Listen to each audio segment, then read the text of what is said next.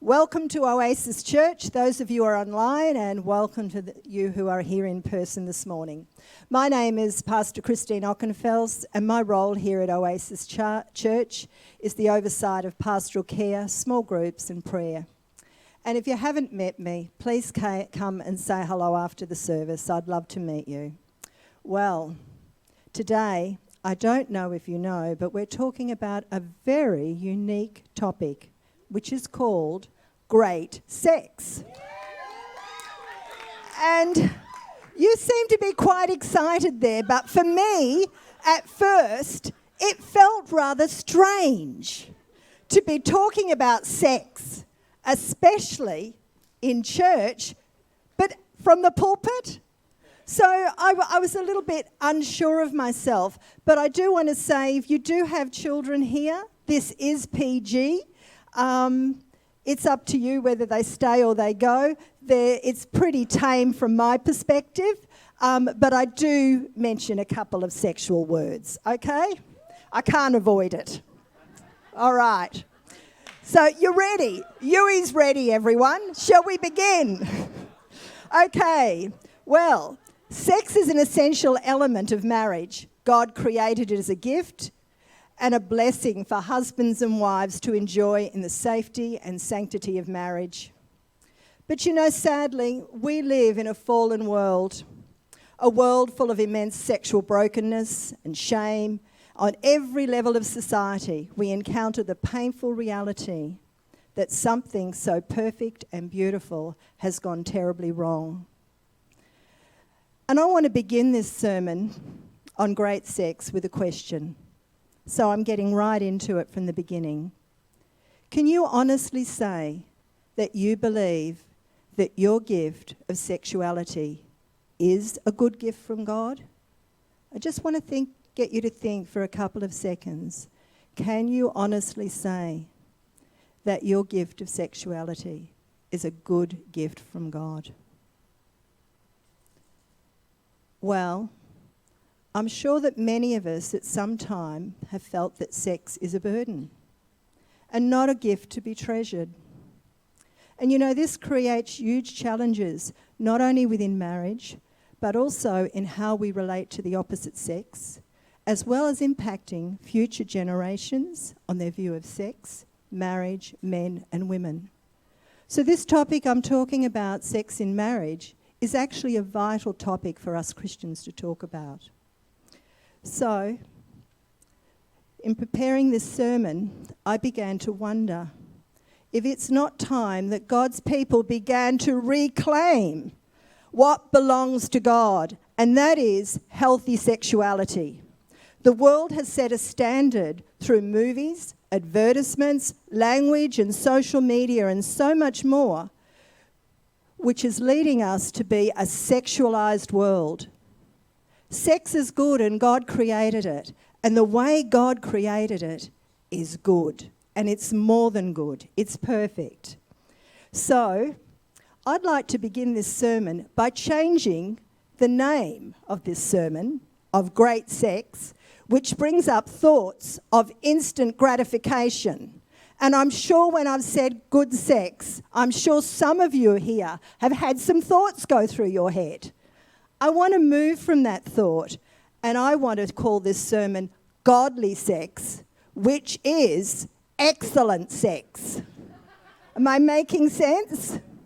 So let's begin. And I want to begin in the beginning of creation, because we need to go back to the very beginning to form our basis. Because of society, we actually do not know what God has said, in a sense, because we're moulded by the world. So, let's go to Genesis, and I'll go through this reasonably quickly. In Genesis 1:26 to 28, it says, "Our sexuality is rooted in the divine nature of God." Doesn't that blow you away? God created us in His image. We're in the image of God, and it's important to remember that. Secondly, he says, God blessed them and said, "Be fertile and increase in number and fill the earth and be its master." So that's about having children, multiplying the earth. But that's not the only only scripture about sex. And often as Christians, we think it's all about having babies. But it's so much more. It's part of it, it's important, it's central. But he goes on to say that in Genesis 2:22-25, that sex unites a couple together as one flesh. This union is more than sexual intimacy. And I want you to think about that. You're united together and you become one flesh. Before the fall and before sin, sex was part of the created order. It was good. It wasn't good. It was very good, the Bible says, and was encouraged to engage in freely, without inhibition of any kind by the man and the woman. So there was a freedom that went with it. God said sex is good. Sex is God's appointed way for two people to reciprocally say to one another, I belong completely and permanently and exclusively to you. Sex is your covenant renewal service. When you have sex, you come together as one person and you are covenanting together again. It's deeper than we think. The first husband and wife were both naked and were not ashamed. Sex between the husband and a wife is never a cause for shame. It should be honoured, cherished, enjoyed as the gift, the good gift that God has given us. And although sex was affected by the fall throughout the Bible, it remains something to be celebrated and protected. The book of Proverbs, the wise father instructs his son to rejoice in the wife of your youth, a lovely deer, a graceful doe. Let her breasts fill you at all times with delight. Be intoxicated in love. Proverbs 5:18-19. By God's design, sex is a powerful force. Sex in the Bible is first and foremost about intimate friendship. Really important to note. It's about cleaving to your God-given other. It's about becoming one flesh. And the Hebrew term implies more than, but not less than, physical union. It's almost about becoming one person. Sex is about pursuing physical, emotional, sexual, and ontological union. It's about submission, exploration, discovery, and delight. Did you realise sex was all of those things that God planned it to be? It's pretty amazing when you start to ponder on it and think about it. The bit that blows me away, and this is probably my very analytical brain, but I love this bit. God created it to be an incredible bonding experience between a man and a husband. Having sex, hang on, there's more. Having sex releases important hormones in the brain, including dopamine, the feel-good hormone, oxytocin, the bonding hormone, and endorphins, pain-reducing polypeptides. The effect of these hormones facilitate emotional, psychological, and physical wellness. So why does that blow my brain away? It's because God created us as man and woman. He created us in his image, but he even put hormones, and the structure of our brain ties into the release of those hormones, which then gives us this beautiful feeling that can last for 2 to 3 days afterwards and more. So it's your reconnection with your partner every time you have sex. It's not just instant gratification, which is what the world would have us believe to be. It is an intimate covenant relationship. So it's powerful. That's why it blows my mind away, because I just can't imagine how God wove all of that so beautifully and intricately together. So before I move on and get to Song of Songs, I'm getting there, guys, I want to briefly talk about the pattern of intimacy, sexual intimacy, because this is really important, because that pattern actually interrupts some of the sequence that God has planned for us. So it has a tendency, our sexual pattern starts with couples who are newly in love. Typically they experience feelings of closeness and excitement, and they have regular sex in their relationship. Do you remember the love bubble that I talked about quite a number of months back? Again, it's those hormones, bonding hormones that are being released. So they're sitting there in that space of excitement and it just flows for them. The next stage, where many of us are in this room, not me, the next stage often begins when a family is started. Having children signifies a change in a couple's intimacy. It's natural for a couple's sex life to decline after having a baby because of the exhaustion, the lack of private time. However, sadly, many couples' sex lives do not recover after they get out of the baby zone.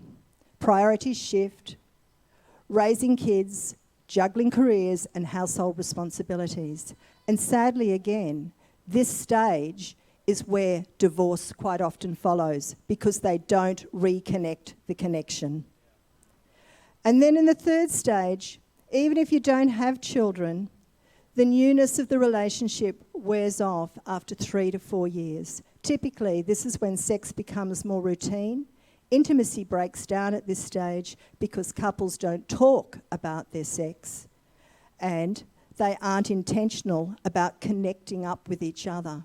So those aspects are important to realise because we can slip off the rails if we're not careful. And also, our relationships can be complicated by unresolved past abuse, unresolved conflict in the relationship and unforgiveness, health issues, or just poor communication skills. So you can see I imagine sex as being, I like to call it a dance of intimacy. And in a dance of intimacy, you're moving in and out and flowing with each other. But sometimes if you haven't practiced enough, you stuff up the dance steps and you don't get it quite right. And sometimes in the dance of intimacy, you need to learn new steps and new movements. And it's a flow. It's an intimate flow. It's not just, let's have sex. And we're going to hear about that in the Song of Songs. So let's take a look. In the first 2 weeks of this series, we looked at the first 2 chapters of Songs, 1, 2, and 3 to 5, where we heard about the courtship between the Shulamite woman and her lover, Solomon. And there we saw a fostering love, a falling in love stage. It was full of affirmations, tenderness, acceptance, open communication, and a longing for each other. This pattern continues throughout the courtship. Then last week, we looked at maturing love, where they struggled. But through those struggles, they found the gold in the dark places, and they grew deeper in love. They learned and practiced new steps in the dance of intimacy as their relationship continues to mature. So today I'm starting in Songs 4, 1 to 4. So brace your seats because the language in this part of Songs gets a little bit more graphic, okay? And if you don't quite understand, I will try and explain along the way slightly. Okay, how beautiful you are, my darling. Oh, how beautiful your eyes behind your veil. They are like doves. Your hair is like a flock of goats descending from Mount Gilead. Your teeth are like a flock of sheep just shorn, coming up from the washing. Each has its twin. Not one of them is alone. Your lips are like a scarlet ribbon. Your mouth is lovely. Your temples behind your veil are like the halves of a pomegranate. Your neck is like the Tower of David, built with elegance, but it hangs on 1,000 shields, all of them shields of warriors. You know, it's the night of their courtship. Their night of their courtship has just ended. Their marriage is beginning. The wedding guests have gone. There's a silence of anticipation, of love fulfilled. The groom is the first to speak. And when he speaks, what we've heard, he praises his bride for her beauty. But he not only gives her a general statement, and this is an important part about this statement, he also tells her specifically how beautiful she is to him. And sometimes when we're married a little while, or depending on our family of origin, sometimes we have difficulties saying to our partner how specifically beautiful our partner is to us. And women, that goes for you too. Often we do the narrative from a male perspective, and a male needs to do more of this to us. We've got to do that back to our male partners, because they deserve to hear how wonderful and what they do that we feel appreciative for in our relationship. So sometimes I'll interchange the words, but what I'm talking about applies to both man and woman. Okay. Now, in doing this, he lists, and this is interesting, he lists and describes 7 physical features of his beloved. He praises her eyes, remember, her hair, her teeth, her lips, her temples, her cheeks, her neck, and her breasts. In this culture, 7 was the number of perfection. So even in the number of compliments he gives her, he tells his bride how perfect she is for him. And this is one of the keys. She is perfect for him. These verses speak of affirmation, and throughout Song of Songs we hear words of affirmation again and again from both the Shulamite maiden and her lover. And you know, affirmation is about building up your partner. It's about calling out the gold in them. It's complimenting, it's supporting, it's empowering them. Genuine affirmation assists in building connection, security, and trust. These affirmations can be more than verbal. We're hearing verbal here, but these affirmations can be more than that. They're touching, holding hands, recognizing when your partner is a little bit down, just stroking their arm, holding their hand. No desire for sex. This is just affirmation. It's I love you, I'm with you. Other things besides holding hands, it's the love languages.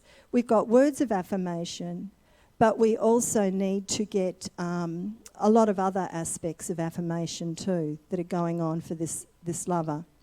So listening, sometimes silence is good. One way that my husband tends to affirm or support me if he sees I'm a little bit upset, he's a man of service. So he'll go and do some cleaning, wash the dishes, or he'll go and buy me flowers. Or what he does really beautiful is he'll hold my hand and he'll be silent. And I remember when my dad died, he took his life, and it was a really tough time. And my husband never said a word. He just stayed by my hand, by my side, and held my hand. He was my strength. He was my tower. He didn't need to say anything else. All of these things are important because they all connect to your sexual relationship. It's creating the atmosphere. So affirmation is building up your partner, calling them out, getting the gold out. So the next point I want to make is Song of Songs 4:5, and it says, your 2 breasts are like 2 fawns, like twin fawns of a gazelle that browse among the lilies. That refers to love being tender. The idea is that the maiden's breasts look as innocent and as attractive as young deers or fawns, or perhaps her breasts are as beautiful as the white fields of the lilies. A baby deer is soft and gentle. Thus, when the lover compares her breasts to 2 fawns, he's really saying he longs to caress her soft and gentle breasts. And then again in verses 4-6, it says, until the day breaks and the shadows flee, I will go to the mountain of mirth and to the hills of incense. The imagery in this verse speaks of passion. He longs to embrace her, to be alone with her, surrounded by the luxury and the sensual pleasures of scent. The very nature of passion reflects the desire to give ourselves fully to our partner with abandon. Sexual passion is about giving physically, emotionally, psychologically to each other. Passion in marriage is vital to godly sex, which is great sex. But you know, passion takes work. Just like maintaining a fire, it requires effort, much of which takes place outside of the room. you need to keep on igniting it, keeping it going. You've got to throw some logs on. And you know what? Whatever age you're in here, you oldies up there, you are never too old to ignite or reunite your fire. And you need to remember that. You are never too old. So I want to talk a little bit further now, and I'm calling this area is a little bit of things to do to keep your passion alive, because I think this is at the heart of this. So I'm going to whiz through some things fairly quickly. And the first thing is staying good friends. Couples that stay together and have good sex are good friends. So it's about having a friendship and a relationship. It's not, oh, love, how was your night? How was work tonight? Oh, it was great, thanks. Good night, see you later. You know, it's I'm too busy with the kids. It's about staying good friends. What do you do as friends? What do you talk about? How do you get to know each other? You need to keep on playing and have fun together. Walk and talk and play together. And I don't know what you do that's fun. We're all different. But my husband and I, you see me as the introvert, quiet, possibly talkative person here at Oasis, who's a bit older and scary maybe with my glasses on. But along the way, my husband is very introvert and very quiet. And so I'm quite playful. And so he'll go to the pantry cupboard and I'll grab the door and shut the door and I won't let him out. And he's pushing on the inside and I'm pushing on the outside. And then we're laughing our heads off. Or he's sitting in the lounge room and I'll go and grab a pillow and I decide it's time to have a pillow fight. And what that does is, I'm the playful one. That brings him out of his shell. Does that make sense? It's not something. We went on holidays a number of years ago and very cheekily I said to him, we're going to someone's dinner party and it's in a secluded part of a separate restaurant. And I said, come on, we're all dressed. How about we put our dressing gowns over top and rolled our pants up and everyone will think we've come to dinner in our pyjamas. And he laughed and said, yeah, let's do it. So off we walked through the ship, everyone looking at us with our pyjamas on. But can you see through your expressions on your face? It may sound corny, but what it does, it actually brings a different element to your relationship. So I want to encourage you to find some things you can do together that are fun. Play. Identify each other's needs. And what's important in a relationship is sometimes we don't ask our partner what they need or what they want or what's working well and not working well. We need to do that. We need to communicate. And of course we need to be romantic, be creative. Look, again, we would go up to, I would pack a picnic dinner. This was before we had our eldest daughter, Kate, and my husband was working at St John of God Hospital. It was being built. He's in the boardroom, so I go up there with candles, dinner. St John's doesn't know this, under construction. We have a romantic dinner in the boardroom. Then I go back home and he finishes work. We've done that on a basketball court. We've done that up at Kings Park. We've done that at the beach. Be creative. And being romantic is you've just got to find different ways. When you've got kids, you light the candle after they've gone to bed and have a romantic dinner on the lounge room floor or in the bedroom. Find places. You've got to create the atmosphere. Make a scheduled date night weekly or monthly. And I think most of you know about date nights, but they're really important to set about time for each other. And in a church like this, it's about time, guys. You guys started helping each other, because I hear lots of stories about people who can't get out and they've got kids. We need to start building relationships so we can mind each other's children once a month, or even if you can't do that, once in 2 months, so you can have a date night. Get out, away from your kids and take some space. But we have to work as a community and build relationship. Take romantic vacations. My husband and I, we go away. We used to, when I was working and we had money, we'd go away. That's what my wage went to, was us going on a holiday where we could just be together in a romantic place, whether it was overseas or in Australia. And even now, last year, we went up, just when Corona finished, last year, we went up to Geraldton. And then we went down to Bustleton earlier this year. And we're planning to go away again, because you've got to get out of your house. You've got to get out and find a different place. You can camp and it can be romantic, but change the atmosphere. Change it up. Make sex a priority. Did you hear me, women? Make sex a priority. Make it a priority. Guys, don't push. I'm getting to you. Make sex a priority. It has to be a priority, because do you know what? For women, your kids come first. The babies come first. Church seems to come first. Everything comes first. But it's God, your relationship, your family.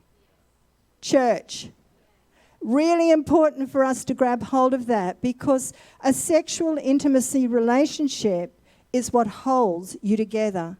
And the parents being together and connected is what keeps the family together. Making sense? Okay. You also need to learn to talk comfortably about your sex life. Few couples actually talk about their sex lives. And we're all a little bit awkward and we feel uncomfortable. And gee, I felt awkward at first. I had to pray a lot about doing this.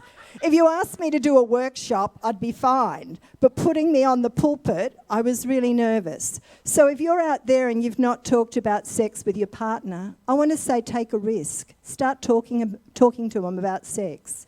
And also, you need to know what turns your partner on and off erotically. Big word. You need to know what your partner needs. Really important. If your partner is guessing what to do, it's not working and you're not saying anything.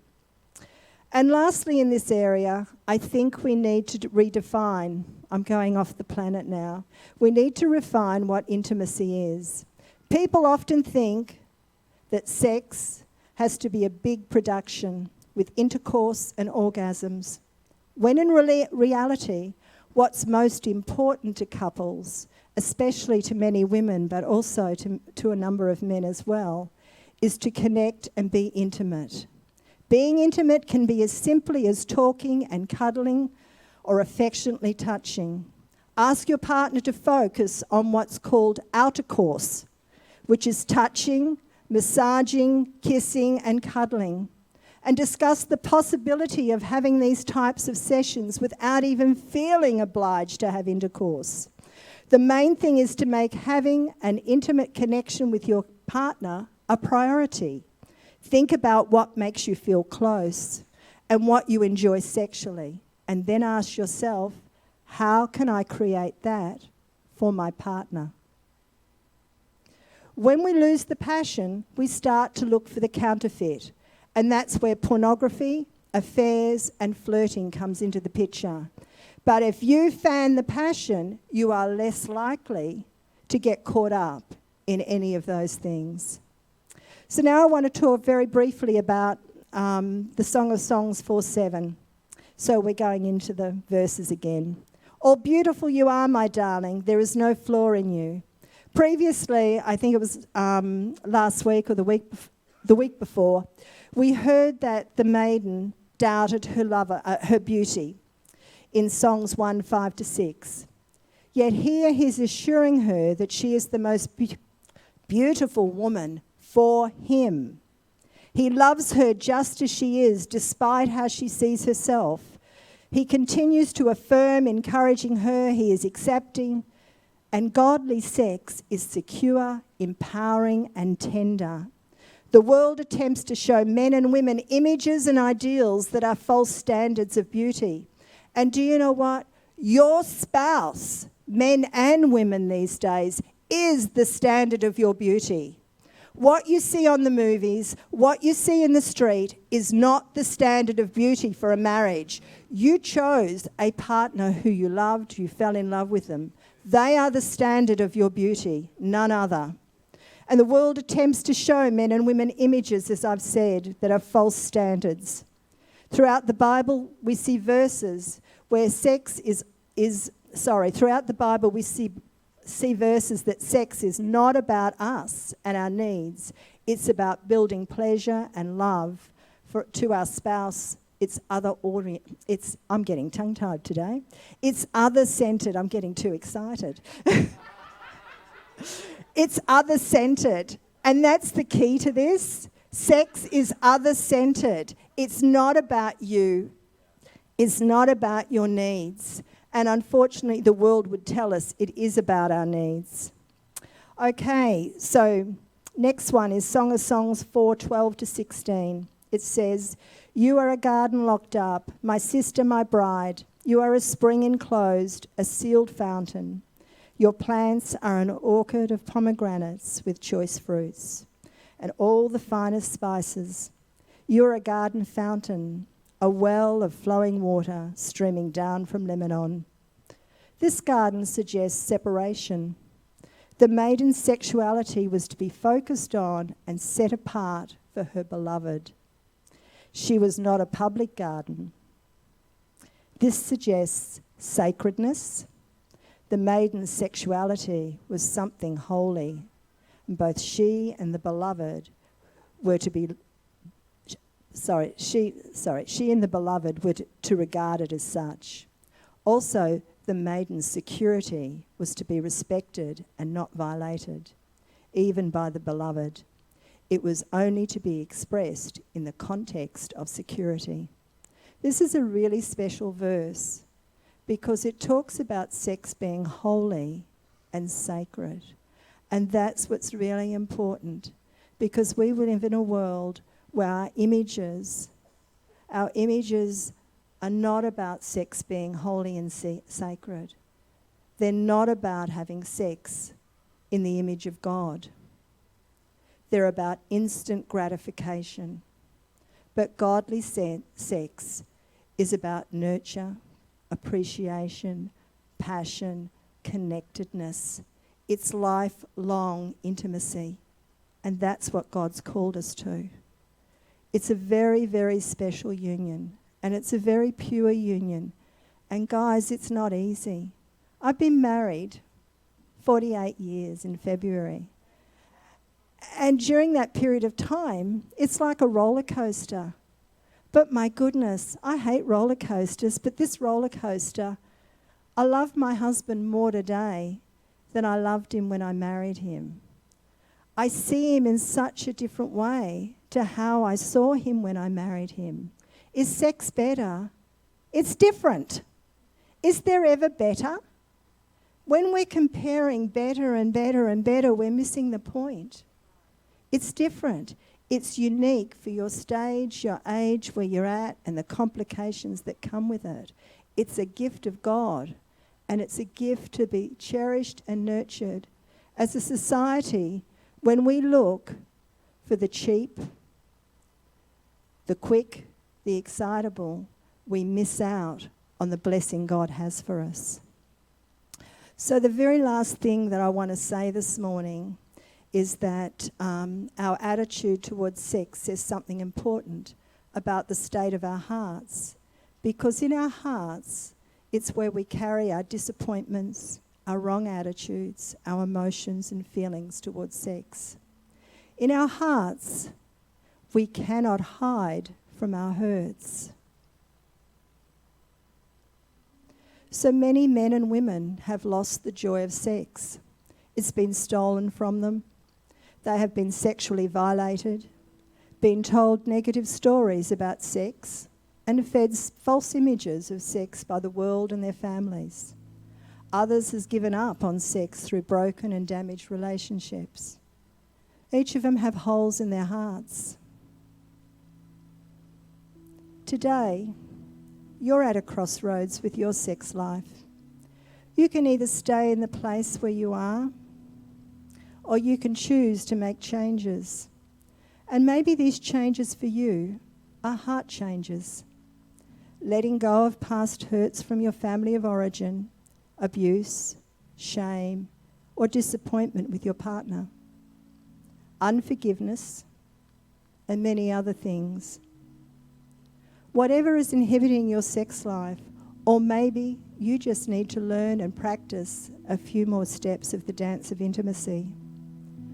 Whatever it is, God's Spirit is here today to set you free and lead you in the next steps of that dance.